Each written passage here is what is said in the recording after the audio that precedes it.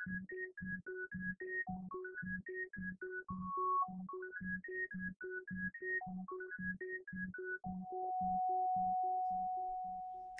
everybody, welcome back to another episode of Cryptid Conversations. I'm Caster MJ. Along with me, I have my two co-hosts, Cryptid Nation News. How's it going? As well as Deadly. And I'm lagging again. Maybe not for you guys. For us. But for us. Deal with it. As always. So annoying. It's all right. Professional podcast lag. As always, before we get started, I would just like to mention that this podcast is sponsored by Immortal Workshop. Immortal Workshop is a partner with Metazoo. If you're shopping Metazoo, you might as well be shopping with the partners. So please check out Immortal Workshop's link. It's in the description. Or if you're just on his website, immortalworkshop.com, use code Caster's Corner at checkout, and that'll let them know that you came from us. And with that, our topic this week is towers. Specifically, they are Metazoo tournaments that are aura specific, and they have to do with the location, and that's kind of all we know so far. So the one that we are preparing for right now, say they announced a few of them, but the one that everybody should be preparing for right now, I should say, is the Water Tower. And that is going to be at the Loveland Frog Festival in Loveland, Ohio. So, Ian, tell us anything else that I'm missing there, because you know more details than I do, I'm sure. Technically, I think it's in Mason, Ohio. I don't know if there's a difference, but the festival itself is in Mason, Ohio. I think it's see that? Right. I'm already wrong. You're already They're actually wrong. Working on changing the name of the town. It's been going for about 100 million years, whatever. I don't know how long it's been since they've known about Loveland. The Frogman. They're naming it after the Frogman. Frogman, Ohio. How old is he? I'm about to look How old at is it he? right now. While you're looking that I up, wanna know the tower event date or the date of the festival is March 4th, 2023. To qualify, you need to compete in any sanctioned event between December 27th, 2022 and January 27th, 2023. So if you've already competed since the beginning of the year in a sanctioned event, so an event with at least 4 people in an MZO, you're all set. Otherwise, look for a sanctioned event by January 27th. Now, with that, I just want to throw out there too, because this does confuse a lot of people. Mm-hmm. Online and TTS events do not count. Do not count. They're not. There have been some online events with MZOs and things like that even had medal cards and such. Those do not count as sanctioned events. So anybody watching this who might think they're qualified, I just like to throw that out there, because I know for Netcasters Cup, a lot of people thought they were qualified and they were not. Mm-hmm. So yeah, it has to be an in-person event at an well, it doesn't have to be at an LGS, but yeah, it has to be an in-person event with an MZO. Yeah. So Loveland Frogman is not as old as I would have thought, honestly. He's only 20 years older than I am, born in 1972. Wow. Yeah. So he's 50 years old. He's 50. Thanks, dude. Pretty young in the grand scheme of things. Thanks, man. Whoops. For cryptids then. For cryptids, yeah. He's relatively young. 50, now Yeah. possibly 51. We're... So who saw him and where, when and where? Now this is a different podcast. We got to go over towers. The Frogman. Now I'm wondering about questions about that. So, Ian, tell us any details that we need to know about if we're preparing for this water tower event. So to continue on from that, after qualification on the 27th, the sign-up date on the MPN for the tower is going to be January 28th. I believe it's a Tuesday. January 28th is a... It might be a Saturday, actually. No, it's a Saturday. Yeah. It's a Saturday. I was looking at the wrong month. My mom's birthday is the 27th. Shout out to my mom. She definitely does. She that. watches. And that'll happen at 12 p.m. Eastern time. So be ready, because there's only 128 casters that are eligible to participate in the tower. So there's going to be a lot of people competing to get those spots at that time. So definitely do not hesitate to sign up if you want to play in the tower. Yeah. That's the one thing that kind of upset me the most, honestly, is the player cap. I do agree that there should be a player cap. I just wish it was a little bit larger. Yeah, so if you think about the venue that it's being held at, assuming that it's the same place as the Frogman Festival, it is it's a place called Great Wolf Lodge, and it's really a hotel with a water park, right? So Yeah, I'm surprised that's where it's being held. Honestly, when I saw that, I was like, "This water is." related. I was like, "This is where it's gonna be. This is awesome." What if it's being held in the pool? Is there convention There halls should be. though in that? It's a hotel, yeah. That They have resort there's convention style. halls Is in it a Roy? Yeah. hotel. Oh, Yeah. So I would say that is their target. They're going to set up like a Collecticon event with booths and things. That's something very that's visual what I would that imagine. I can see. But happening. when you think of Casters Cup 2022, right, that was held at a big convention hall, like basically a giant warehouse, right? Yeah, I wasn't there. there. It was, it was in a real traditional convention hall, yes, where it was just open space, yes. Yeah. So at that kind of venue, you can have more people in the building. I don't think that this is necessarily a player cap imposed by, just kind of arbitrarily picking a number of 128. I think it has something to do with the size of the venue that they're holding the water tower at as well, right? So I just want to throw this out there too. I don't know how big the Loveland Frog Festival is.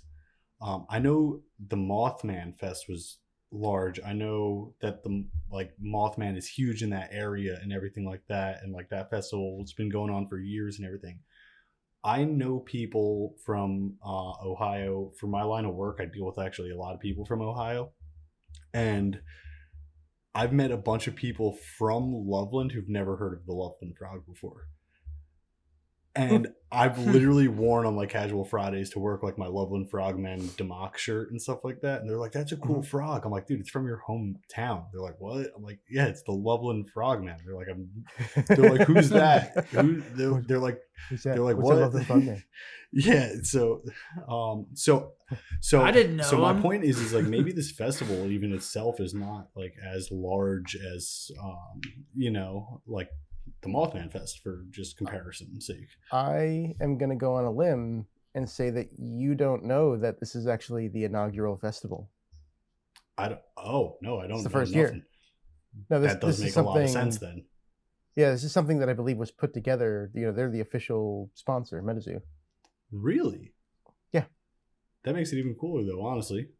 Yeah. And I imagine that has to do with towers, right? So one of my theories on towers is, once they really get going, not this year, is that they're all going to be tied to a festival related to cryptids. And we're seeing some of that this year. We're seeing that with Loveland Frogman. We're seeing that with Hodag in May. We're seeing that with Mothman Festival. Some of them are yet to be announced, and some of them are at Collecticons. But when we actually get into the actual, towers as they're supposed to be, I do believe they're all going to be tied to cryptids in some form, whether that be one of these festivals or, Salem was already confirmed to be the Spirit Tower, Roswell, the Cosmic Tower. They're not happening there this year. But, they're tied to these places with, that have to do with aliens or have to do with the Salem witches, right? So they're going to be, the towers are going to be themed in areas that have to do with cryptids and, things from the game. Yeah. Now, I was just going to throw this out there, is that one time in the past had hinted at Florida, and we haven't seen anything for Florida yet. Right, he hinted at lightning possibly being in Florida, and that is in the California one? Kansas City? Is true. It was lightning. You are right. Actually, I forgot that. I know I think right. so. I'm the I think news it's in guy. the Midwest. Let me see. It says Except for you just said it's No, in it California. is, that one is in Kansas City. Kansas City. It's here. Yeah. Yeah. Kansas City, Missouri. Woo! Who's got But the there- info? Come see Deadly at Caster's Corner. There if you want is the none. more accurate. So there No, I'm is- just kidding. I don't know anything. That was a Long lucky Beach guess. is the There is no location released for Flame yet. And Earth. Technically. And Earth, yeah, but that's the native release party. I don't think that's going to be. I would be surprised if it's in Florida. However, they did say casinos. There's a lot of casinos in Florida, but I would be surprised. There was hints at Las Vegas. I don't know Yeah. if that's true. I would assume though that seems more realistic to me, honestly. Yeah. Well, you would think that they would potentially try and target at least one in that general area, and that's probably the one because, like you guys are saying, Native American casinos. I was actually looking at Native American land. I feel like a couple weeks ago, and it's also I feel like it's all spread out in the Midwest a little bit, but it's. I think there was actually some that was generally kind of close to Las Vegas and Nevada, but it wasn't even in Nevada, the state of Nevada. It was actually over. And what is it? What's next to it? Utah? Is it Utah next to it? I think so. Utah's over there. Utah's west. Correct. Yeah, I think Utah is right to the. No, it's right to the right of it, to the east of it. But that's just a guess. Or it's Colorado. I can't remember. Don't ask me. That. Yeah. Should just stop don't ask talking me. now. Google a map. Yeah. Yeah. I'm too not busy going to Googling use my hand right cards, now. man. Using my brain. So, Ian, if we now qualify, and we are able to be one of the lucky 128 people who sign up on the Play Network, what do I need to bring with me? What kind of deck do I need to bring? What needs to be in the deck? Are there any rules and regulations about that? Yes. You're asking because you know. I'm asking because I know. It's rhetorical. This is a Or setup. it's- There's spellbook requirements that we know of so far. So a caster's spellbook must consist of 60% of the tower's aura, not including aura pages or terra pages. So for the water tower, 60% of your cards in a 40-page spellbook, say, need to be water-based cards. So that's 24 pages of the 40, not including your water aura pages or your terras, whatever that may be. So on average, I would just say on average, most people use about 10 aura pages in a deck. And it's important to note that aura effects do count towards your 24 pages if you're doing a 40 page. So with that, if I had 10 aura pages in a total deck or spell book of 40 pages, I would then need 24 other pages to be water aura, which would only leave 6 slots for any other aura type. Your math is on point today. I'm killing it here. I can barely count, so I'm proud of myself. Did you do that in your head? Because you said it really slowly, so it was like really like calculating in your head. Or were you? So yeah. So that has been confusing a lot of people, including myself. Well, it actually, I think it goes up by 2.5. I think Immortal was saying when he hopped in the other night. You have that range where if you add 2.5, like I guess you have to add 3 cards to add one more non-neutral with the 6. So go to 7. So there's a chart. If you go to metazooarchives.com/towers, anybody can do that. There is a chart on that page. Yes. So at 40 pages, it's 24. If you add one more page, 41, it goes up to 25 pages need to be water. And then there is a pattern there where every 2 pages, so 42 and 43 pages, you get 26 pages that need to be water. If your spellbook size is 44 or 45 pages, you can do 27 pages that need to be water. And then 46 pages is 28. 47 then jumps up another one to 29. So there is a pattern where, every 2 what is it? Is it 1, 2, 3, 4? Yeah, basically 2.5. Every 2.5 cards it goes up. But there is a chart if you need to see it.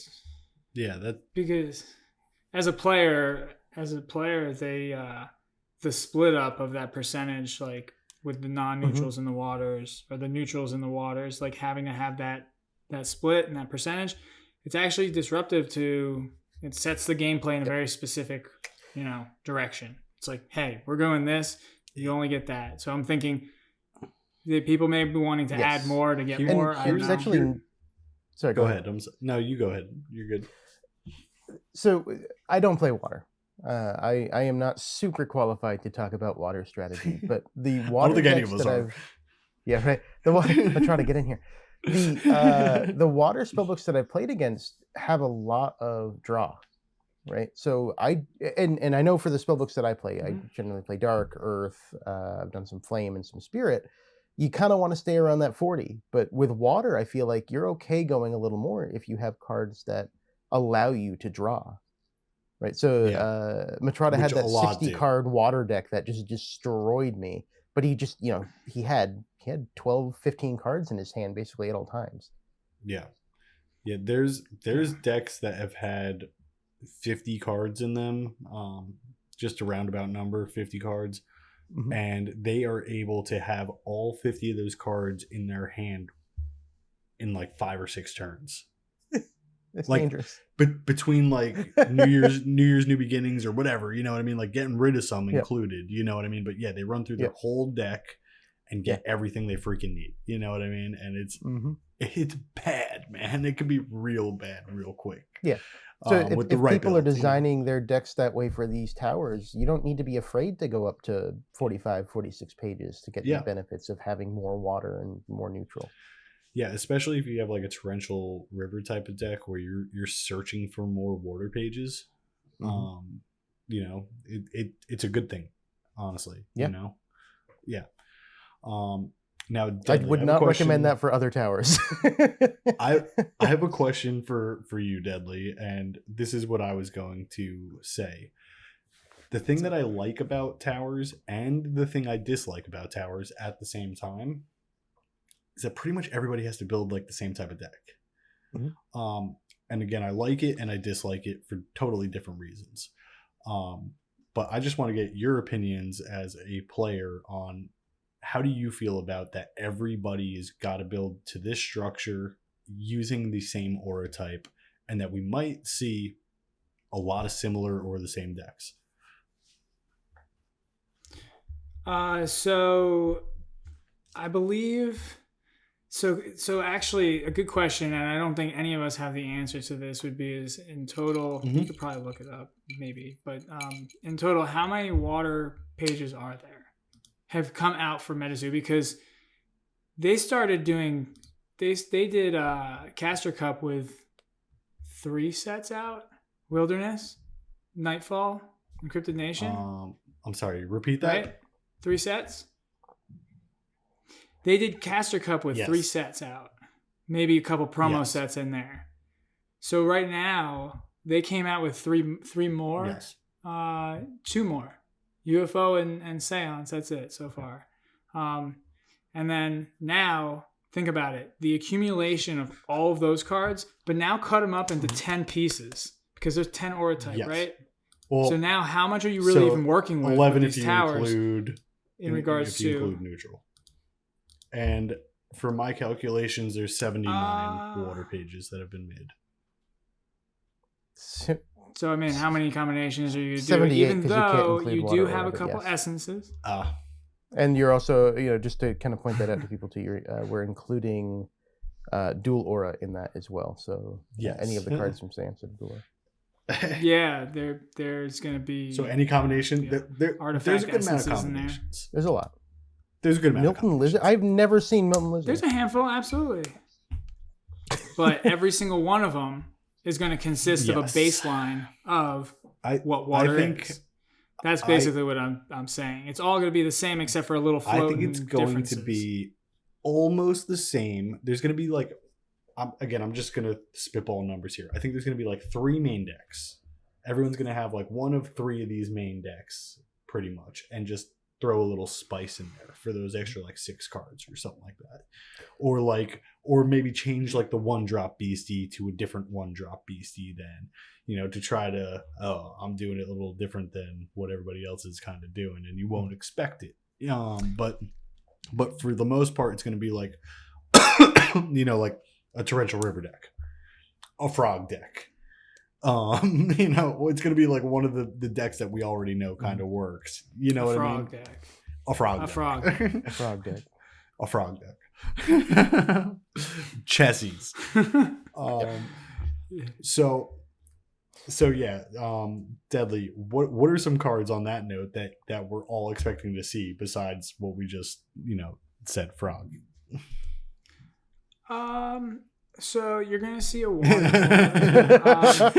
So the beasties are very, very clear cut. At least with like, I'd say minimum, usually about 2 of them are very clear cut. In my opinion, this is all my opinion.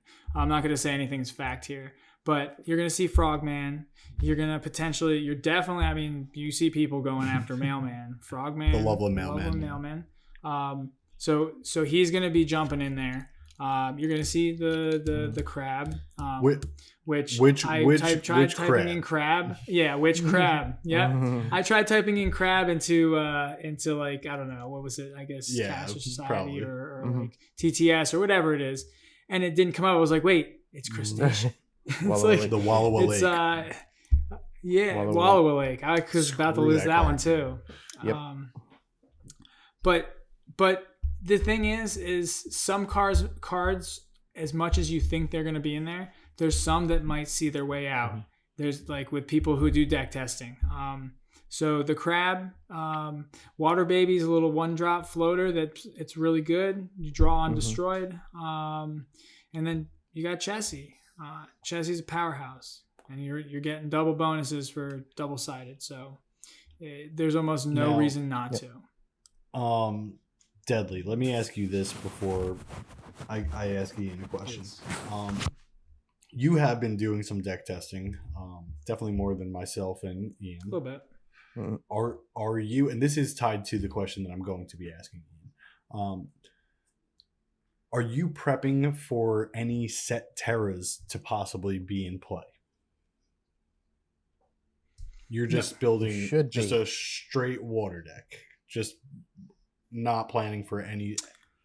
I'm not navigating. Mm-hmm. I mean, like at the end of the day, I'm not going to navigate an extra BC in there that's weak on the body of a text, but has like a little baby bonus on the left-hand side. Like that. And if me planning for that is a downfall. And like you need to build a baseline of something that's strong, and then the Terra bonus is just added on top. In my opinion, for that. In your opinion, it's called a bonus for a reason, basically. Yes, I mean, yeah, absolutely. I don't think you can plan for anything like left fielded. So, this ties into another. This is just a separate question, but so you're definitely not then adding Terra to your deck. That's not one of the cards you're adding into your deck. Then it seems like. So I've done both. I've had Terra in there. Where I started out with Terra in there, and then you start realizing I don't think you really need it. But you have to understand that if one person's not, someone else might be. Let's just leave it at that. So take your chance. You're either going to be the one that is running it, or you're going to be the one that's not running it. And just think about it. Just think of which one's more beneficial. That makes sense. Do a little test. So Ian, one of them is more beneficial, in my opinion. Ian, again, my question to you is: do you think that there are going to be set Terras in play? Yes. I believe that all of the water-based Terras will be automatically active. Now, that's like game over, turn 3 every game. But I've been hearing mixed things about that. So I want to ask your question about that as well. And the things that I've been hearing about that are when they say all water Terras, some people mean river, lake, ocean, like things like that. But then other people are also including fog, rain, like sewer things like that, because there's also city? Water, like water is what makes fog. water is Yeah. what makes I would say rain. no to fog, but rain I could see, ocean, river, lake. Not fog. I would say no to fog as well. I personally don't even know if I agree with water. Water, Jesus, with rain. Yeah, you knew exactly Rain. where I was going, Deadly. With the rain, because to me that's more like the lightning beasties. They're the ones dealing more with rain than the frogmen and Chessie and things like that. I don't know if any water pages get bonuses from rain. There might be. Well, that's like more so I don't know. I mean, I guess crab is like on the I get deep into it. You can think they're really in the water. They're not dealing with outside exterior rain that we would deal with. You know what I mean? If you think about it, so rain would only be effective for like in comparative to being someone who is around There not are wet. 2 all the water time. cards that get bonus from rain. Okay, so it's a possibility then, I guess, maybe. Yeah, it's Alpha Gator and Sewer Alligator both get bonuses from rain. I did know that actually. So The Gators. My follow-up question to that is, do you think they're going to go full-on pseudo environment and also throw some fourth walls in there that are active? Oh, absolutely. Yeah, I think this is their chance to shine with what makes their game special. So that's going to be pseudo environments. It's going to be active terras. So that's why I do believe that at least some. I think all of the water-based terras that we're thinking are going to be active. Well, now I'm starting to think fog. Don't think fog. Because I'm thinking of like a swampy Swamp is dude. the Oh, top. great. I'm all great. that Bailey was makes a little sense. foggy in that, right? I got this one, Bailey. I mean, Do not where get as frogs close as you can to live, Bailey it without gets getting your eyes foggy. wet, please. So, are there any speculations on fourth walls that might be active then, or have we not dug that deep yet? I didn't dig that deep, but I'm happy to look at the list in front of me on the Caster Society website. Water. I'm going to do that as well. Liquid water. There's one. Liquid That's water. frog. If they That's make frog. that Oh, wait, already no, I don't active, have. because here's the thing about pseudo environments. I bet that one makes sense. But here's the thing about pseudo environments is that you cannot destroy them. Yeah. And my counter for Frogman is fourth wall. Fourth wall. So if they make that Yeah, active, switch to the mistletoes. but yeah, I guess so. But that fucking ruins. Yep. That ruins my deck, man. It's going to be tricky, partly because of that, and partly because by making those fourth wall actives, unless there's multiple different decks or spellbooks that can utilize those fourth walls in different ways, it's all going to be Frogman at that point. Yeah. If you make glass of water or liquid water, whatever, It's whoever gets frog first, wall basically. At that point, it's whoever gets frog first. Everybody's going to be playing frog because that is the benefit of having Because the always you'll wall. bring frog and adjust your deck once you find that out, whether that was your plans or not. Oh, I think we'll find I out would. before the tower goes live. Probably. Any pseudo environments. But and it wouldn't be such a problem if it wasn't for the 60% of the water or of the aura type for the tower, right? Because at that point you might consider, okay, well, if that's always active, then I'm just going to go Kets, right? And that's what we saw at Casters Cup last year. Yeah. But I like the 60% rule. Maybe it could be loosened to 50%, in my opinion. But so, like I said, I love it and I hate it. Yeah, I think it's the right thing to do for towers. It's going to get better as the years go on. Mm-hmm. But the whole point is, make the aura type of that tower shine. Or if you look at what Tormentic kind of describes his view of towers, it's qualifiers or it's like a school, right? Yeah. For those casters. So it kind of fits that whole lore theme of this is where people go to specialize in that aura type, which makes sense.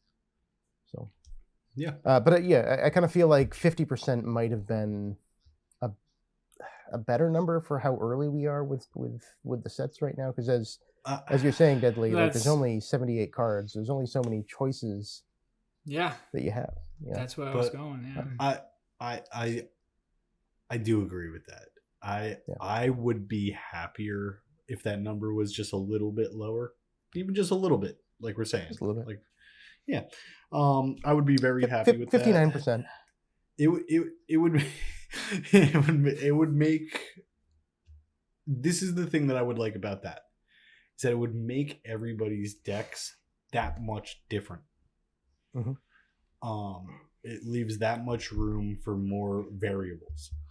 So I might be able to splash in more spirit cards, for an example, which would make my deck completely more different than a full water deck, or, somebody who's building possibly even maybe now a water earth deck or a water dark deck, because we have more slots available.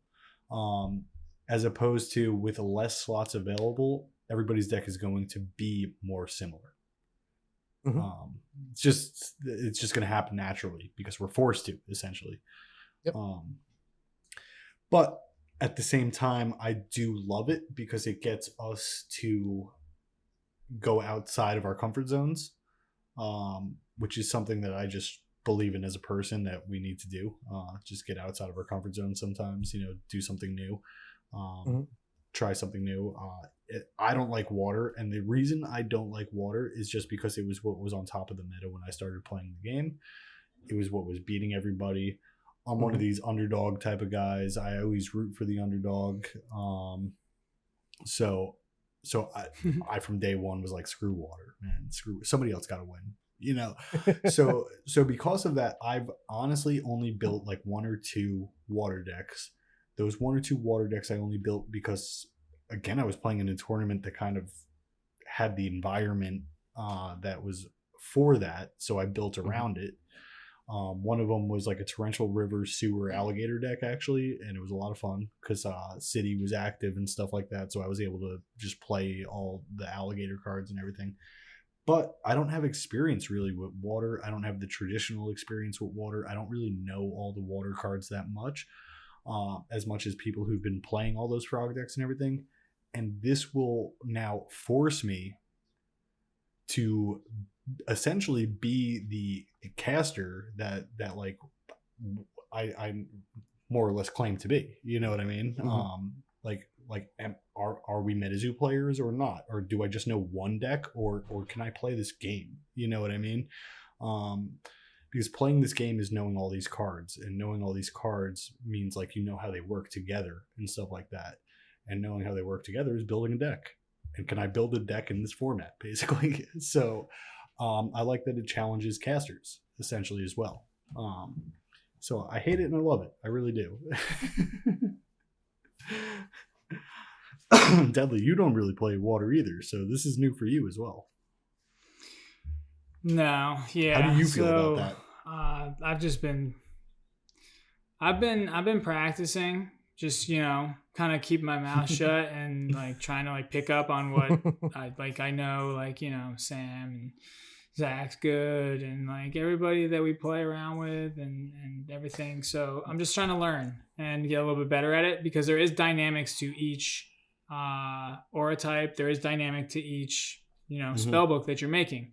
And one tip that I have that I think is a tip that covers across any tournament, not just towers, but know your spell book, know what you're playing, and know how you're going to play. That is very important. And then you'll have a little bit more of an edge than one other person at minimum. So I learned that back when I was playing Pokemon, which I don't have the most experience with that game either, but I did learn I needed to know, and this goes very true for Metazoo too. So I'm actually glad you mentioned that, because it's very important. People don't mention that.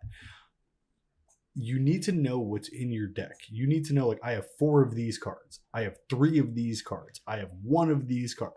And you need to know what has been played and what you could still possibly draw.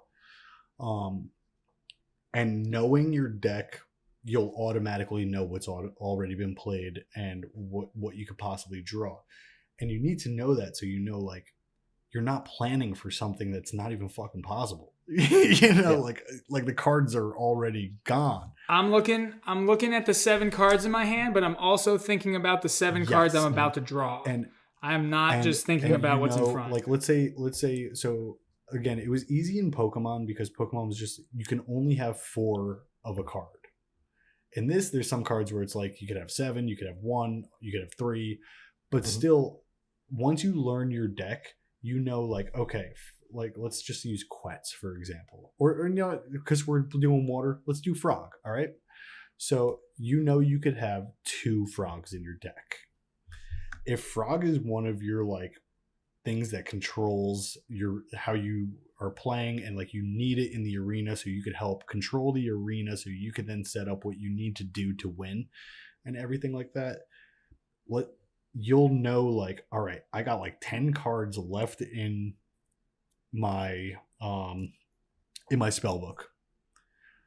I have 10 cards in my hand right now in my chapter.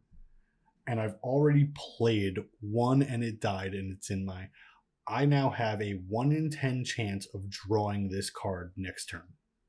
It's like, it helps you now determine things, and it helps now I know I could play this to bookmark and draw 2, so now it becomes a 1 in 8 chance. It basically, like, it's like, if you still have hope. Yes, that's if you know it's in your spell book, you can still have hope. And if you don't know, you're not going to know what to look for. You're literally out there blind. I don't know how else to put it, honestly. But yeah, it's much easier to see with the lights on. You know what I mean? So if you know it's in your spell book, the lights are basically on. If you don't know it's in your spell book, I kind of feel bad for you. You know what? Yeah. But even take it one step further with it is knowing the dynamic, how you're going to use it. So that's where the practice comes in. That is super important to be like, okay, well, I'm going to actually play Frog before Chessie, or I'm going to play a Chessie before a Frog, or I'm going to play a Crab before a Water Baby. Blah, blah. Like, I know exactly when I'm going to play what, and then responding. So it's like, that's what that's why, not for nothing, but that's why like we're fortunate, and people who are on a team are fortunate, because you have a set group of people where you could test out your deck, and you could face multiple different scenarios and situations, and you could figure out how to combat those and overcome those situations. Or you could mess up and learn from your mistakes in those situations as well, which is equally as beneficial. That's exactly what I've been beneficial. Doing. I've been sitting there making wrong decisions and realizing I should have done it the other way, but I'm remembering that. And to me, honestly, that's even better.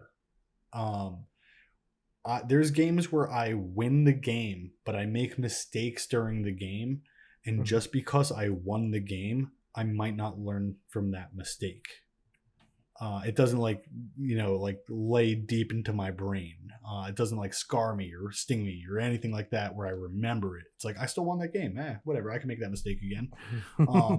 But like when something hurts, like, oh man, now that card just fizzles and I don't even get to use it. And like this happens and now that happened. Oh man. That's brutal. So it happens. You never, happens, you never learn anything when you play your effigies deck? Yeah. So using that for an example, I have been playing that deck literally since the day Seance dropped. I know how to play that deck in almost any situation now. Almost. I haven't seen every situation. That's nearly impossible. Yep. But in most common situations that I will be facing with the meta that is in the current game and everything like that, I know how I should react based off of what's in my hand, what's in my cemetery, and what I could look forward to in my spellbook. And that's the moral of the story, because another thing that I really struggled at early in Metazoo was not knowing when to scoop. And scooping is something that could help you out, honestly. if I'm losing game one tremendously and I know that there's no hope in game one and only like 10 minutes have passed, I'm going to scoop. Let me use this other 40 minutes to try to get 2 wins, Well, bringing it back into tower topic with that, what I've seen is in my games, I keep seeing that I know I'm just gonna scoop real fast. I'm just like within like 4 or 5 turns, I'm like, oh, this isn't looking good. I better just scoop and take my chances with the next 2 or next 1. That's water. You're seeing it really fast. So if anybody hasn't deck teched and practiced yet, it's fast. It gets out of control very quickly. 2 things I've learned in this game that have helped me better become a better player.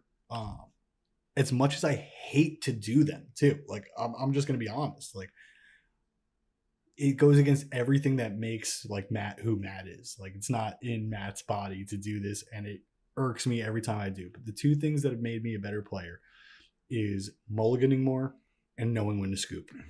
Mm-hmm. Those 2 things have helped me out tremendously and made my overall win streak essentially better. Yep, makes sense. And that's 2 things that I guess we need to know in like a competition in this type of setting as well. You are at a time limit, and that is taken seriously in a tournament like the Towers. Not scooping could really screw you over. I seen it happen a bunch at Casters Cup. And even I probably was guilty of it at Casters Cup even. Just want to make sure this is an exciting event for a lot of people. A lot of people, like if getting the chance to actually make it there, make it on that 128 or whatever that number is. People are excited, but there are a lot of people taking it serious. So some people probably just very lighthearted, enjoyed it, want to be a part of it, which is absolutely amazing. But there's some people that are very serious about Metazoo, very serious about the game and competitive. So just keep that in mind when you're playing. People, I competitive. I am not the most serious person in the world. I like to joke around, have a good time. But I was getting annoyed with somebody who was still on with me at Casters Cup, honestly. And not for nothing, the MZO that was dealing with me specifically in this situation in Caster Cup, he wasn't helping the situation. He kept going with this person, like he was helping the person still, like he kept answering questions that didn't need to be answered and stuff like that. you know what I mean? I was getting annoyed. I know it didn't happen for you, but any time beyond 1 minute that is taken up during an MZO ruling is supposed to go back to the game. So if it took him 10 minutes to make a ruling, you're supposed to get 9 minutes back. Yeah, you told me this recently. Well, I'm gonna keep that pocket. No. It's in the tournament policy. So I've played games where people ask me a lot of questions about like interactions of cards, and I'm like, I can't explain everything. That's minutes and minutes. It annoyed me so much. I remember the specific interaction that this was even. Mm-hmm. I had like a Quetz, and I swung it at the Gumbaroo, and he was like, "That doesn't work." I was like, "I got to roll for Paralyze, man." I was like, "What are you talking? Paralyze happens first." I was like, "I need and I got a heads or whatever." You know what I mean? And I was like, "Yeah, Gumbaroo's paralyzed. It's dead now, dude." And he was like, "No, it doesn't do that." I was like, "Yeah, the symbol happens before the damage. So your Gumbaroo is paralyzed. That effect, everything that's written on that Gumbaroo does not exist anymore. Sorry, man." And then the judge came over and like opened up his whole binder and kept finding pages and like, "Yeah, but if this," and I was like, "Come on, dude, like we're really got to do all this right now?" Just tell him, yes, this works, Yeah. And what I think we'll see going forward is, more master MCOs, grandmasters, whatever that. A lot has happened since. You're going to see higher level judges at the tower events, at Casters Cup. Even just regular MZOs have much more experience now. Yeah. So yeah, I remember who the specific MZO is too. He's actually very involved in the community, and I have nothing bad to say. I don't know his name off the top of my head or anything like that, so I can't even shout him out if I wanted to.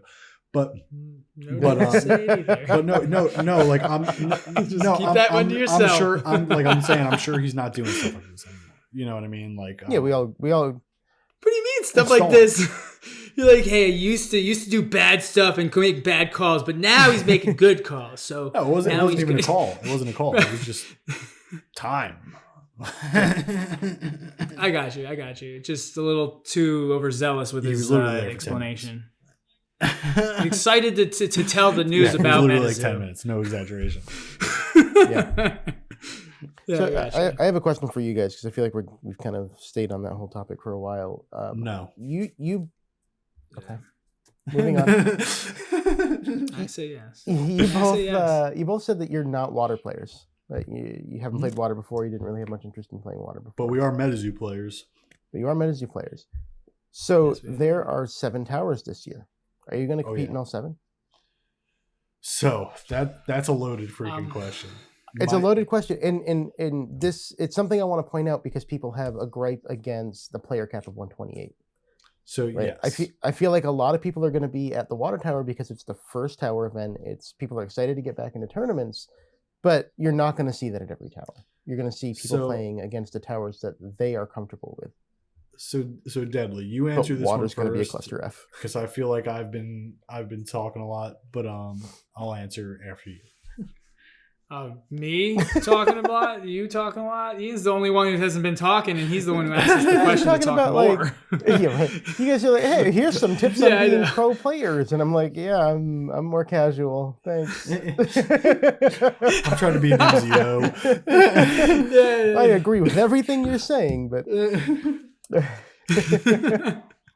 gives the green check mark. Yeah. So. Okay, well, I can answer that question just as honestly as I can really, make that decision in the current moment.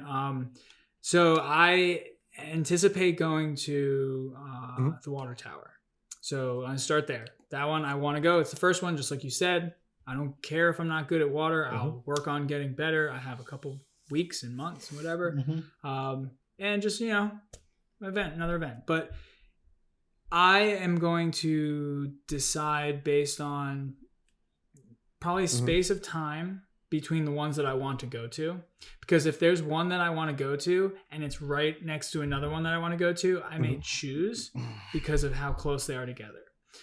But it really, I haven't looked at it. I'm too excited about water. I haven't even really focused in on I couldn't even tell you what order it is. And I've probably seen it probably just as many times as you guys. I can tell you the order off the top of my head. So... Well, it's water and like native. Yeah, water, earth, forest, flame, lightning, spirit, then dark. So, all 1 month apart, roughly. And then locations have something to do with it as well. So there's a lot of factors. I feel like I'll just know that I want to go. That's like I'm very, very big on like intuition and feeling it. So I feel like if that's the one I want to go to, then I will go to it. But you don't plan on going to every tower, competing at every tower, right? I don't think that's feasible for me. I mean, just like time, like it's a lot of time. So what was sorry, just before what was the draw for you for the water tower then? The first one. It's like it's really the act of our team and everybody at Metazoo is starting to come back together and finding solace, and we're like, hey, we all are like, there's a game involved here. It's not just about like product this and selling that and doing this. No, there's a game involved, and there's a group of people that like this game, and these are the type of people that are coming out of the woodwork now. They've just been sitting back, playing, not causing much commotion, just doing their thing, buying products as they can afford it. So that's why Metazoo's had a pulse, because the game is still there, and this is the show of the game. This is Casters Cup for me. This is another one. It's a mini one. It's a mini one. It's a mini one. It's a little baby one. It's like, it's a chibi Casters Cup. That's the biggest reason for me. So I agree with what Deadly just said there. However, everything else, my answer is pretty much different. So I'm very excited for towers. I was very excited for the water announcement. I want to go. I want to go. But I will not be going unless I get approved and I have a slot, you know. And for me, the answer has to do with a number of things, such as like I have a family, I have a child. They would not be coming with me on that trip.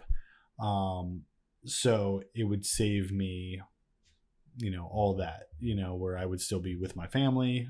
And I could use that time away from my family for one where I maybe do get in.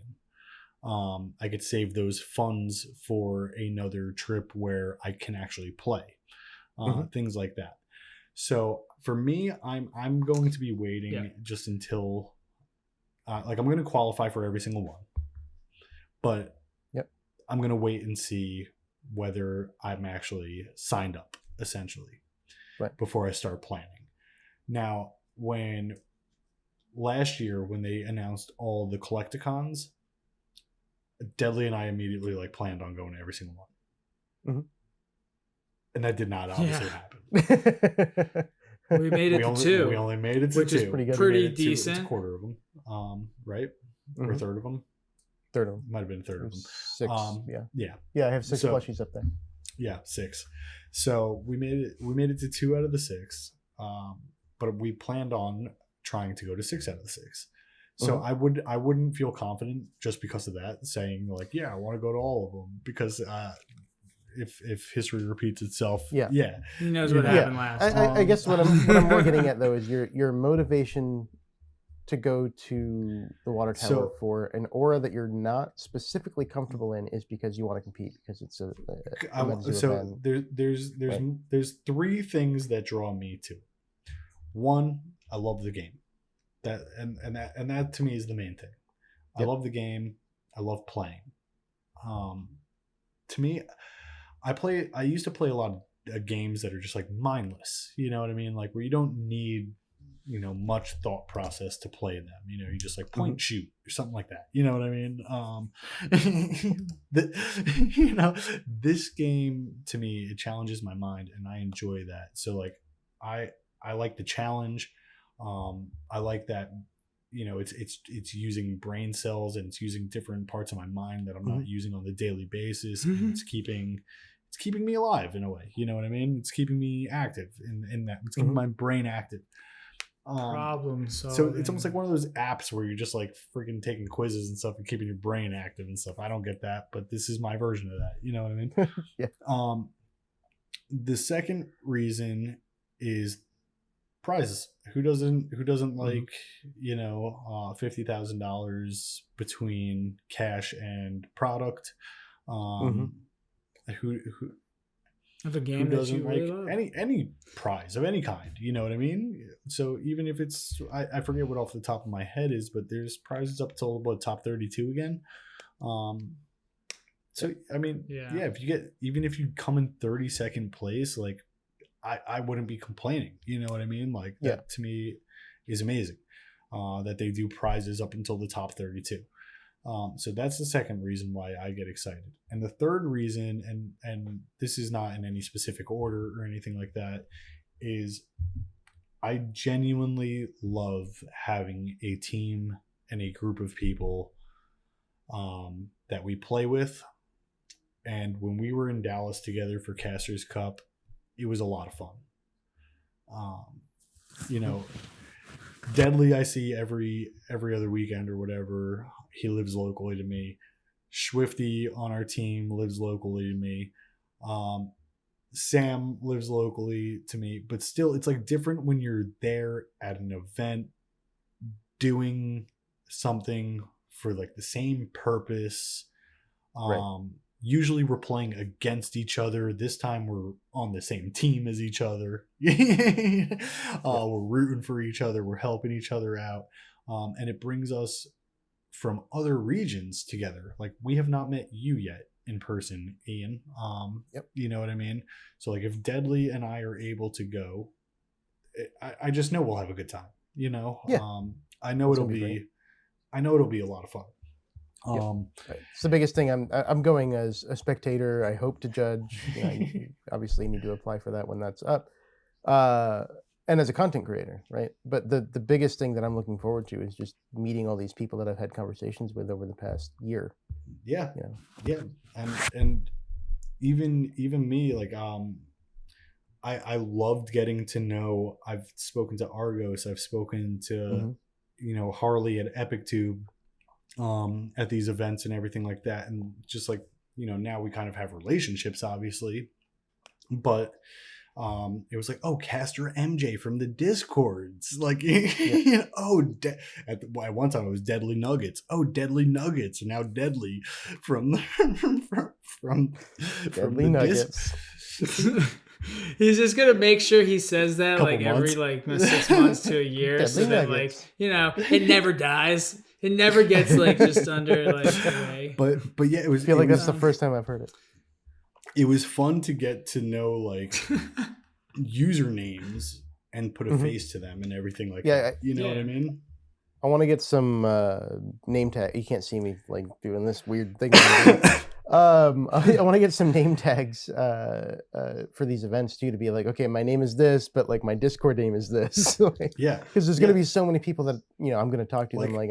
I have no idea who you are, Mike. Honestly, Cutthroat Pie. He was one of the first people I ever spoke to in the Metazoo community. I've done multiple trades with him. I know his real name. We've sent each other things. Same with Arbiter. So I've never. It would just be great to get to know some more of these people. I met Arbiter in Salem. Yeah. And I wish I was at Salem.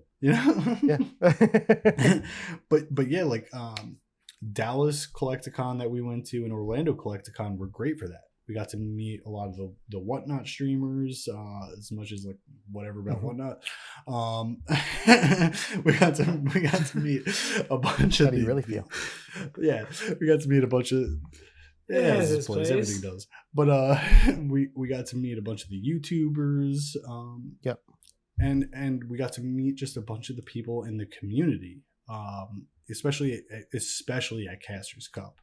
We got to meet a lot of the players who were in, Casters Corner. I remember specifically one guy. I don't remember anybody's name that I was facing, honestly. So I'm sorry, but the one guy, this one guy I was facing. Yeah, one guy. Yeah, you know who you are. Actually, I don't even think, if I'm remembering correctly, our opponents both didn't show up this round. So we were both like, "You just want to play each other for fun," and we weren't even and he beat me, but it didn't even count. You know what I mean? Because we just both got buys. He had a very fun deck, actually. It was very interesting, and I was like, "Yeah, just if you ever want to play on cam games or anything like that," I was like, hit me up, join my Discord if you want. And I gave him, and he's like, "Oh, I'm already in it." He's like, "I never win your giveaways, man."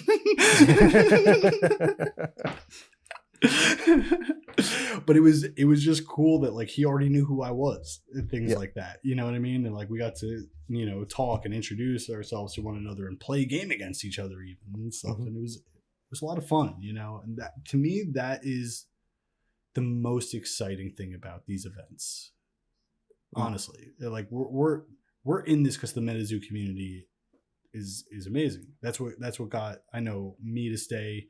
I know, Ian, that's what drew you in and everything like that. You've mentioned it before. And there it's in person. I don't know what's better than human interaction. Over the computer is okay, but in person, it's a whole different experience. Yeah. So to wrap up my question, I think people being kind of upset that the 128 player cap.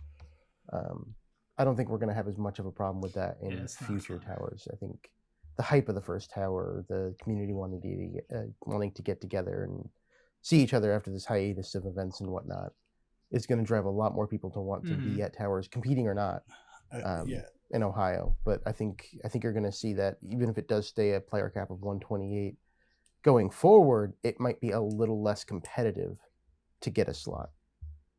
And that's not to say like Towers is going to lose interest in things like that. I agree with that. That's not a negative spin. But like if you look at any kind of new product, like if you remember when Cryptid Nation Revive came out last year, even right, sold out in 30 seconds. Nightfall didn't. Nightfall took 15, 20 minutes, right. But that excitement of the first time, right, and this new thing, this exciting thing, it's going to draw a lot more people to that first one. It's going to be a bit more competitive to be a part of it. So yeah, just kind of curious what your draw to the event was, and then kind of on top of that, if you planned on going to all of them, because I don't think that draw is going to be for all of them. I think you're right, and just like if you look at it again, if you're just comparing it to, which I don't know if we should be or not, but if you're just comparing it to like a Collecticon from the past year,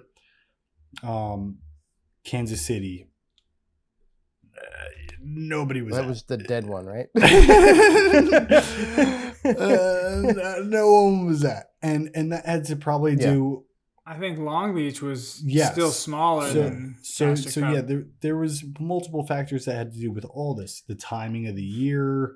That was the dual event weekend. That was there's multiple factors Festival that are well. going to play into all of this. Honestly, so I might be one of these lucky people who get into one of the random ones or something like that because I'm able to make the trip possibly and they're not, or something. You know what I mean? Whatever it is. Yeah. Or like, but like that's going to be an important topic too. I know for me, even like my job, I only have a certain amount of days that I could take off from work a year and things like that. And like, I like to use those strategically. You know what I mean? And maybe I've already used them to go visit family members or something like that. And now I can't go for another few months until my days renew or whatever. So I'm not going to be able to things like that happen. But, so like certain people might be able to go at certain times and certain people might not. I might be able to go to random ass time, honestly, especially I'm moving semi recently. So like who knows when I'm going to be available at this point, From my perspective, I do plan to compete eventually, just not. I'm looking at it more of the. I hope you do. I want to. You're a good player, honestly. From the perspective of I'm going to go compete in towers that I feel comfortable with. I'm not a pro Metazoo player, good at every aura type, right? I know Dark. I'm comfortable with Dark. I love Dark. I like Earth, specifically Dark Earth. So if the Earth tower works out in a way where I can play my Earth Dark deck that I'm comfortable with, I have totally a question want to for try you. to compete. I meant to ask this earlier in the episode, actually. But I'm not going to do Lightning. Do the 2 aura cards, Spirit Water, does that card count as a water card? Yeah, absolutely. Okay. Yeah.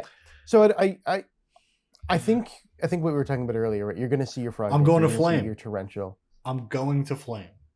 I don't know where it is yet. It's not known. Oh yeah, I'm going to Flame.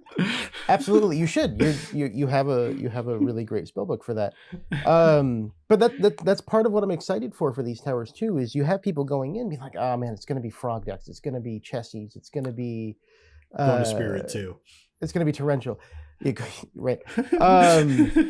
But you're going to have people going that are going to try to switch things up. They're going to force themselves to do dual aura. They're going to try something different. They're going to try something interesting and bring these new combinations that people aren't thinking of, or that might be, maybe it doesn't work when you're playing against or in a tournament where you don't know what you're going up against, but because you're going up against water, maybe you can build a water spirit spellbook that's really strong against mono water.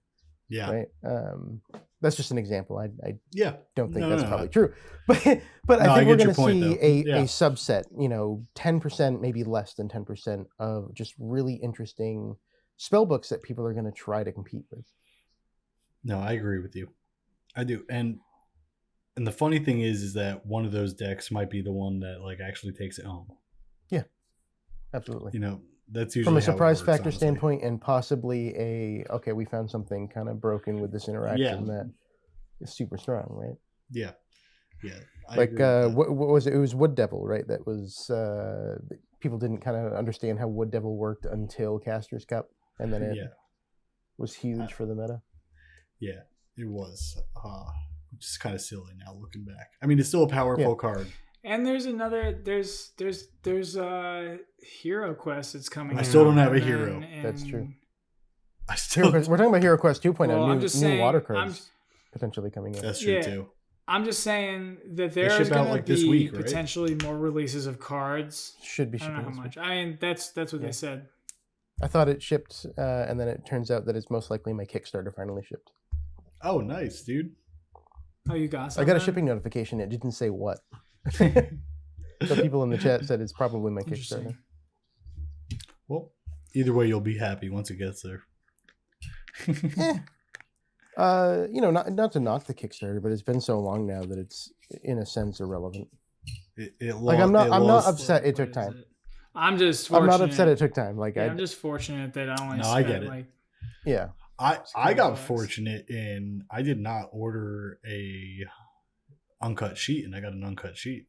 So Yeah, you got that one was of a the seeded ones. Was it that was a signed? consolation. Was It was not signed, but it was a consolation prize for it being late for sure. Yeah, maybe I'll get some extra.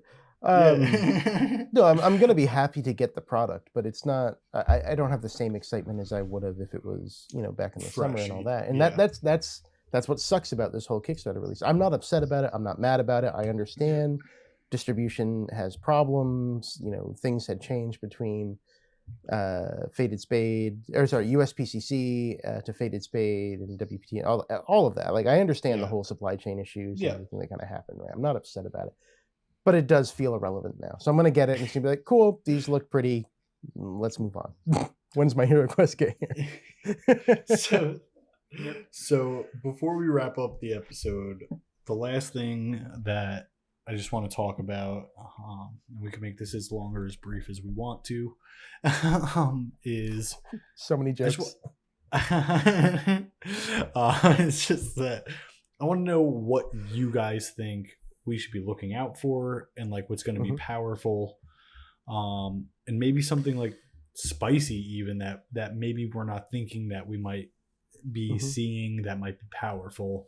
All things considered, including potential Terra bonuses, potential fourth walls, things like that. So, Deadly, what cards are you maybe worried about? What cards are you maybe thinking about? Anything like that? It's going to be the main ones that I'm worried about. It's going to be Chessie and Frog. It's going to be Crab. It's going to be dealing with Crab, but are the cards that I can replace stronger than the regular traditional water? Can I make one that beats regular water? That is the question that you have to ask yourself. So looking out for, I mean, those are the main ones. I mean, I've seen there's some people have been playing with traps. I've messed around with some traps. I think traps, there may be something there as well. I'm not any like king at traps, but there's somebody out there who knows traps probably pretty well and has a weird little trap spell book. They may be able to pull something off, and something that most people won't see because traps are not. Especially after the Seance release event box deck that featured a trap deck. Kind of forced you. What, Lake Chelan? Is that what it was? Yeah, the Lake Chelan. Dark release, but it had the double, Dublin Lake monster in it, which was a trap. It had the mermaid, I forgot the name of the beaver shark in it, which was a trap. Yeah, but it had that card that forced you to attack cards with traps on them. Oh no, that's Seance. No, that is a different set. One. What I said Seance. Yeah, this just came out.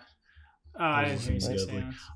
That is the mermaid. Yeah, that's hold on, wait, let me scroll to it. So, I feel like because it's a release event box that featured the traps, it forced people to learn it at the events and whatnot. So there's Spiteful Mermaid, which is super strong. You can that's what I did with it. I used 3 Spiteful Mermaids. I put in some traps. I'll let you figure out what trap you want to use because The one I use is good, but it's not great, and it really is kind of a dead end. But I can tell you. Is it Ulagog or whatever that's called? But there's other traps. The seal. No, Ugwug. the Uga? Ugwug. Ugla? Ugwug? No. It wasn't that.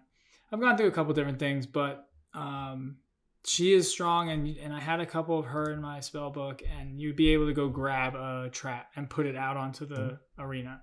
So it thins out your spell book, gets something out, and it's a cool mechanic where Spiteful Mermaid, where you have to swing a trap first as your first attack. But counter, just have 2 beasties out and swing the first one. But also, you can have circumstantial with what trap is under there too, because it cause a problem. So you never know. Now, Ian, do you think there's anything spicy or anything like that we should be looking out for? Yep. I think there's a bunch that we should be looking out for, besides just the normal. Yeah. So again, I'm under the assumption that there are going to be active fourth wall or active terrors and fourth wall effects, right? I do agree with you. Yeah. So one of the ones that came to mind immediately was Ultima Haha. That's because if your river is active, that's going to be swinging for 70, and it also gains invisibility. Yeah, it's one of my favorite cards. So yeah, so it's a 4-drop, 90 LP. It's going to be a hard one to deal with. It's going to be swinging for 70 and invisible. Manaya. Manaya is another one that I've seen a lot of people looking for online right now due to the bounce effect.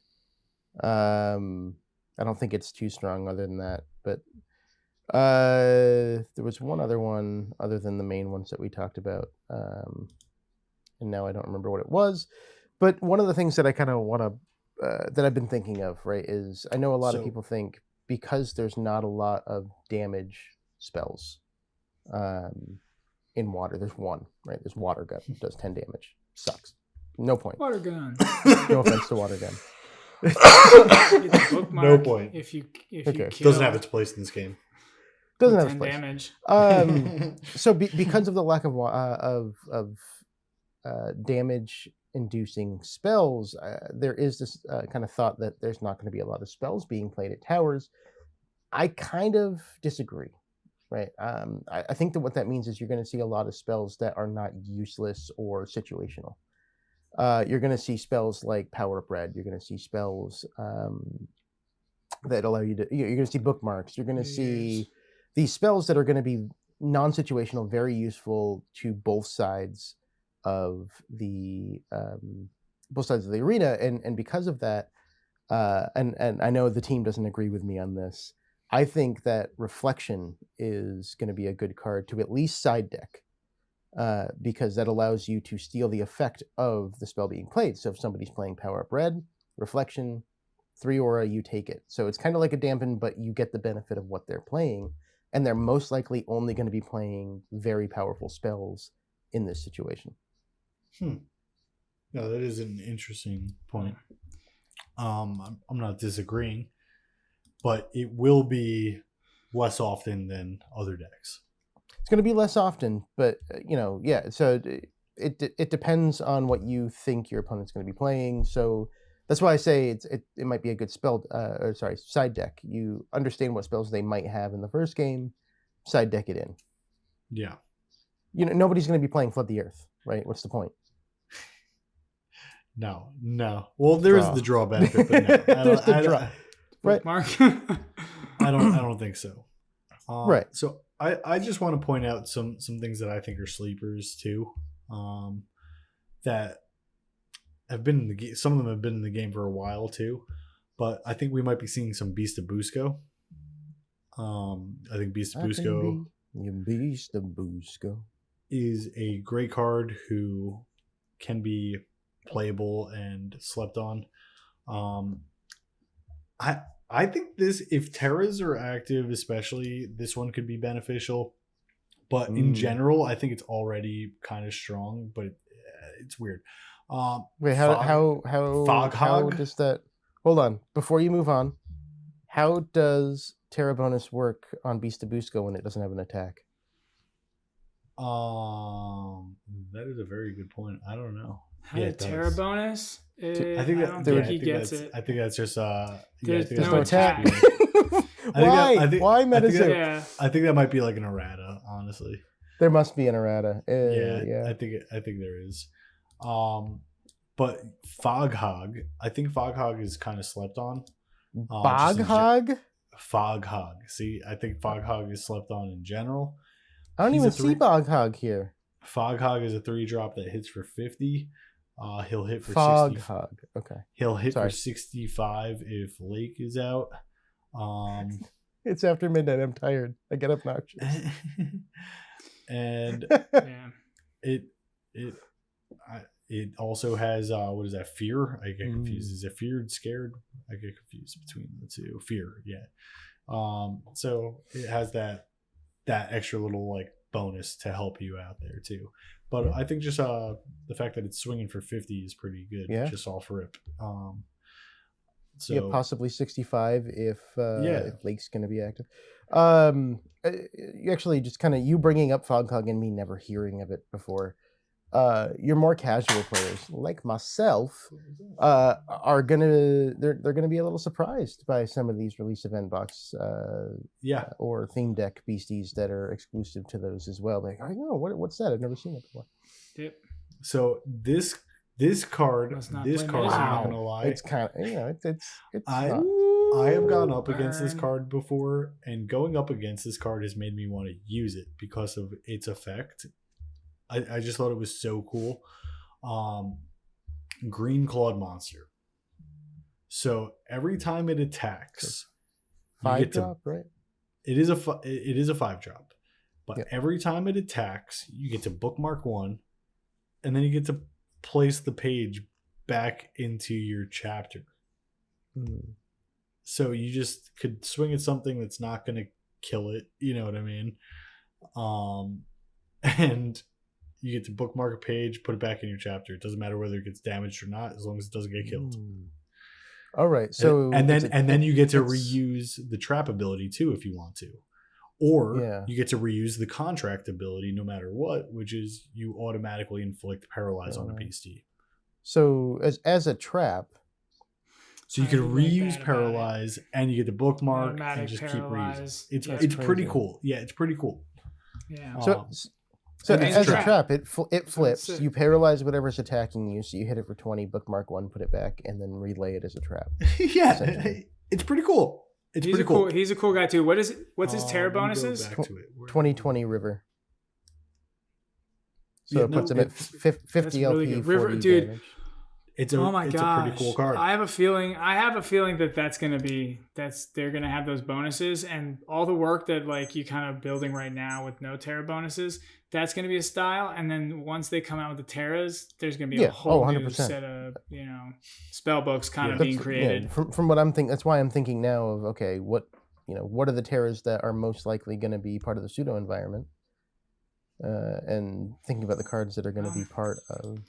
Let me get on eBay real quick and grab some. I think I have an extra one. Another one that I think everybody loved when it came out, but you never really see in a deck.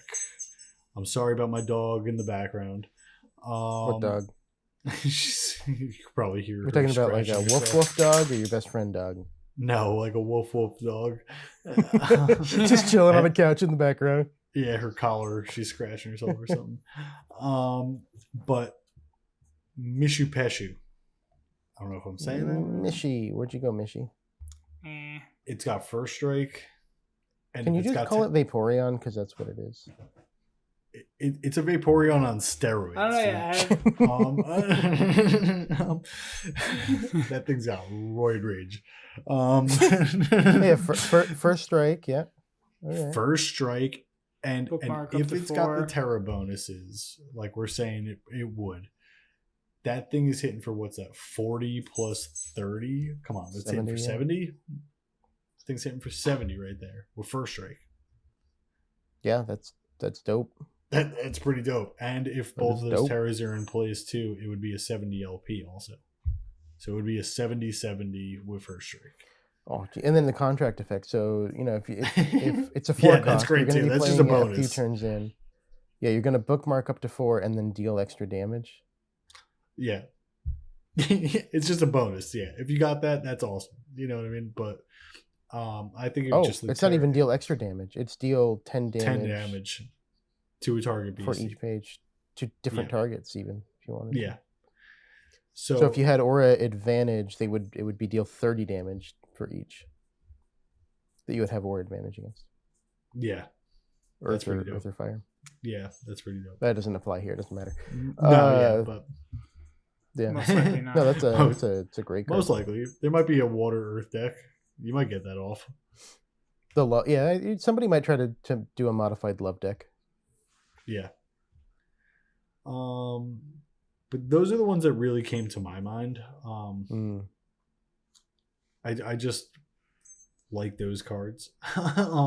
Besides that, we're just going to be seeing a lot of the basic stuff. I think title pulls, a lot of the common ones. We'll be seeing flying manta rays, flying stingrays, the octopuses, toxic waters.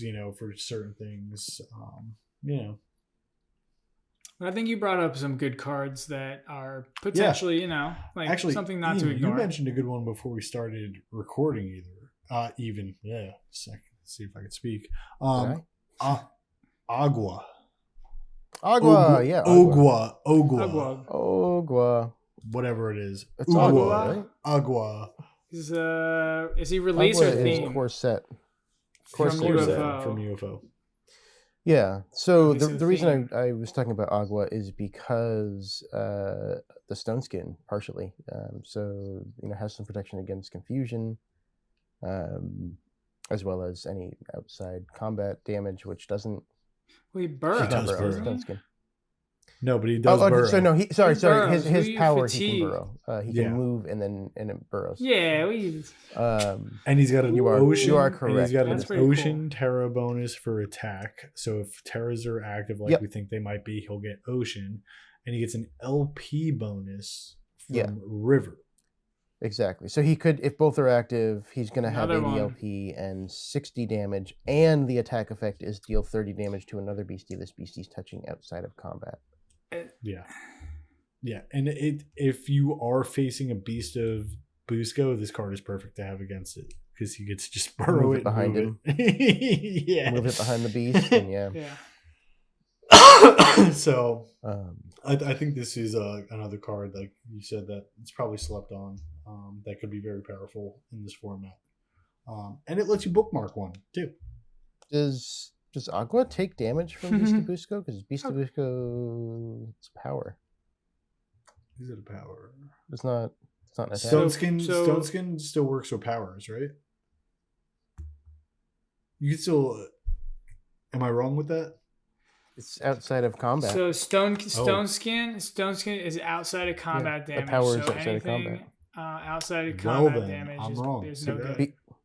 No, but in the attack would be part of the combat, because if it says does 20 damage to target beastie with the attack, that's combat damage. So, right. But we're talking about Beast of Busco, which is a power to deal 50 damage to anything your hand can touch. Yeah. So no, I don't think so. Yeah. No, I guess you're right. It wouldn't. Extra tidbit. It's not an attack. So Ian, I just want to comment on something that you said earlier as well. You mentioned that you don't think people are going to be playing that many spells, and they'll be playing specific spells and stuff like that.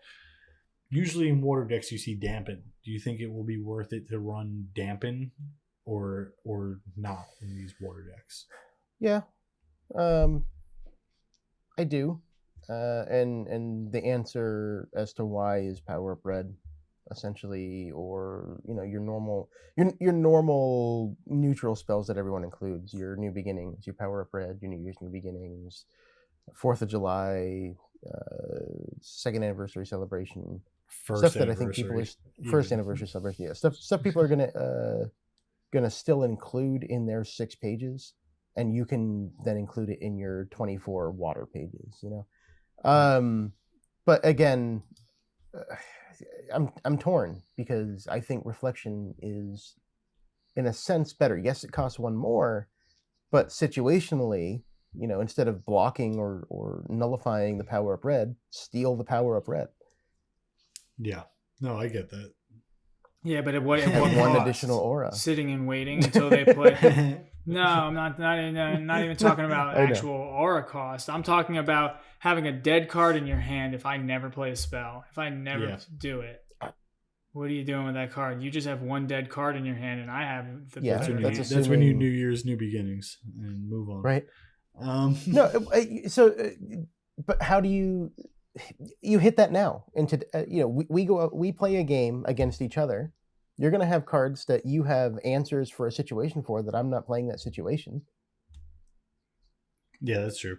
It's no different than any other. And that's when you side deck them out or whatever. If you're just going into towers with the expectation. No. You are missing. No. But that's a dead card. That's a dead card that only one thing can control it, and you have no control over it. You have to wait until I do something. So that card, it's like, okay, if you have dead cards in your hand and you're waiting for exactly, but that's I think dampen actually shouldn't be played that much either. I don't think that you're going to need that much counter in these spell books. That's my opinion. Again, there may be some people that build, but I don't like reflection at all for it because dampen stops it indefinitely. Reflection, it has to be you pick a new target. Like some, you pick the target, or like it's got to be like actually there. I don't know. I mean, you have. I guess I don't know.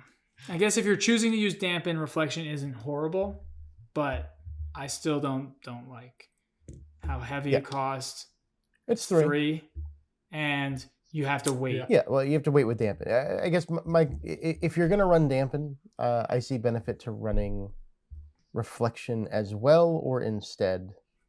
And I know it costs one more. I know people aren't going to agree with me with that, but it's just because of. It's just because I think the type of spells you're going to see in Water Tower or at the Water Tower are going to be spells that have benefit to steal. It's going to be camouflage. It's going to be armored scales. It's going to be power up red. It's going to be. I'm gonna have hella spells just to spite deadly. I'm gonna have great. I'm gonna have that one that gives all my fit. I'm gonna have that one that gives all my fish and dinosaur what's that? No, invisible and stuff like that. I'm gonna have a bunch of stuff. Just it's gonna be hard to deal with. Deadly. Yeah. All right. Yeah. Fish walls. You're gonna have some fish walls. Fish wall. Do it. Carnal Edge with defenders. Yeah. So I don't expect to sway your viewpoint here, right? But I think that you're gonna find. Of the 128 people, there's going to be people that do choose to have some of these spells, and you could benefit from trying to steal them. So again, that's why I recommend side decking reflection, not putting it in your. Oh, it was a side deck? You said that from the beginning? You said side deck only? Yeah.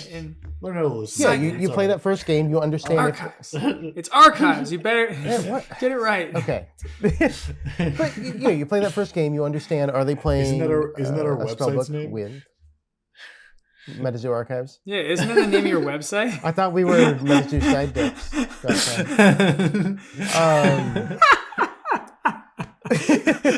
That's a meme right there. Metazoo Side Deck. Yeah, our archives in terms of like informational archives. Sure. Well, what do you think the You know what? side I deck just realized is? that as I said it, okay? Spells. It's almost 12:30 if you're going to bed. I wouldn't necessarily play it first round. You play that first game, you understand what you're playing against, and if they're playing spell heavy, if they're playing the camouflage, if they're playing armored scales, power up red, etc., then you can decide, okay, I might be better off to put a reflection in and try to steal some of that. Yeah. I think side deck archives will be huge again, as it was. You need to have a good. It's incredibly important. Be a huge factor. Side deck. Yes, that's what makes or breaks your deck. Essentially, is your side deck. What you're able to now switch in and, more importantly, switch out, to make your deck more functional, so you can win. Like I said, once you scoop, essentially, or something like that. Yep. And I back in that how to be a pro player section that you and Deadly were talking about, I think that's probably one of the biggest things that you didn't talk about too is knowing what to side deck and having answers, knowing having a what to side deck take that out can as well. change up. though. Exactly. So I built a good side deck of like, I know that this will counter this, and this will counter that, and this will counter. So I had answers to everything, but I didn't know what the heck I needed to take out of my deck to throw that into my deck. Yeah. That was something that I did not practice. Honestly. But this is going to be an issue though, and then we could go on about this because there's another whole other episode issue with it. It's next like week. when you pull, okay, so when you pull from your side deck and you have, let's just say, neutral spells or other aura type spells, It still has to be 60%. Other aura type cards, you have to switch those out. Very specific. You have to be very specific. Mhm. I made a build. I was like kind of just doing it fast. I was like, okay, this is like my spell book's not running right. Let me grab these 3 things, throw these out, and then put these 3 things in. Bam. I was like, this is perfect. Ran really well. Then I realized, hey, I had 10 neutral cards in there. Exactly. I had 3 like extra than 4 extra than I was supposed to. You got to pay attention for and this. I was like, this isn't, now I can't do it. It's very strategic for this, for sure. Awesome. Ian, anything you want to say? Let us know where we can find you, anything like that before we close out. Find me in New Hampshire. You can find me on Cryptid Nation News on YouTube, covering weekly updates on what's going on with Metazoo. I've been trying to stay on top of shorts and TikTok and Instagram lately, so if those are more your style. TikTok, yeah, I did TikTok for the first time yesterday. Not first time, okay, first time since UFO. And it took off. Almost 300 likes and 800 views within a few hours. It was crazy, and then it just kind of died. But I changed my TikTok name to Caster's Corner. It was a business one, so I have I have a bunch of followers, but they're not medicine. That's amazing. and we don't have any videos. Yeah. No, I'm trying to do the one short a day thing. I didn't know that. I'm gonna follow you now. Dude, I only have 33 followers on TikTok. It never really took off before. 34. Do it. But no, I want to get better about staying on top of shorts and all that kind of stuff. So if that's more awesome. Your style of how you want to do content, I am going to start breaking down the weekly news videos into segments that I can then release as shorts on all 3 of those platforms.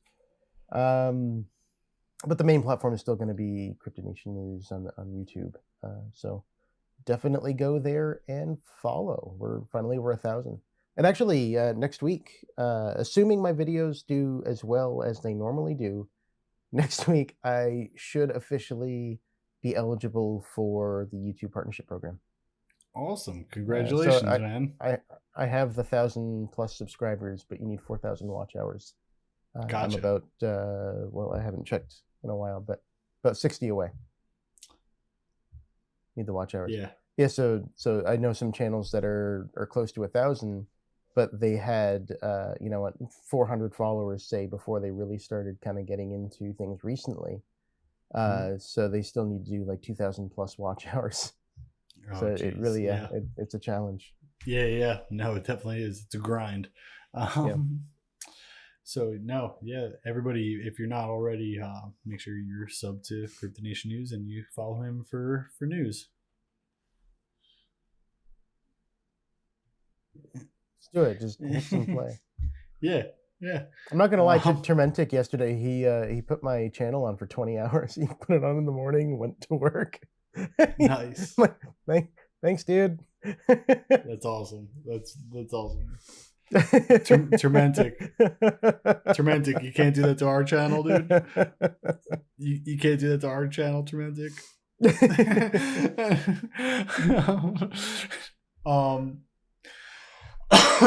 Yeah, right. So guys, we all run a Discord called Caster's Corner. You'll be able to find that in the description of this video. If you're not already a member of Caster's Corner, make sure you please join. There's pretty much a channel for everything that you could possibly imagine, Metazoo related. And if there's something that's not there that you want, just let me know and we could definitely make sure that it's on there. And one thing I just wanted to say is also that if you are an LGS organizer or owner or anything like that, and if you're hosting any events that may be able to qualify anybody for these towers and things like that, please also join the Discord and make sure that you post those events in the community, just so that people know where they're able to go so that they could qualify. That would help a lot of people out. I try to make sure as many people know about as many events as possible, just to help anybody out. So yeah, if you're an LGS owner, please come in, let people know if you're hosting an event. We'll try to get as many people there as possible. So yeah, find us in the Discord. Deadly and I are active in there. Ian is active in there. We all want to help people learn the game. We're open to playing the game with people. So you can message us in there. There's a section for suggestions for this podcast, and a section where you could ask us questions that we could answer on the podcast as well. So feel free to use those channels in the Discord as well. Ian also did mention during the video that there is the website, the Metazoo Archives.com. So make sure you check out that. There is more information on towers on there as well. So please check that out. If there's anything you need to know, it will be on there for towers. And with that, I think that's everything that we needed for this week. Just remember, guys, that this podcast is sponsored by Immortal Workshop. If you're shopping Metazoo, shop at immortalworkshop.com. And use code Casters Corner at checkout. Yeah, we hope everybody enjoyed this episode, and we will catch you guys next time. Have a good one, everyone. Have a good one.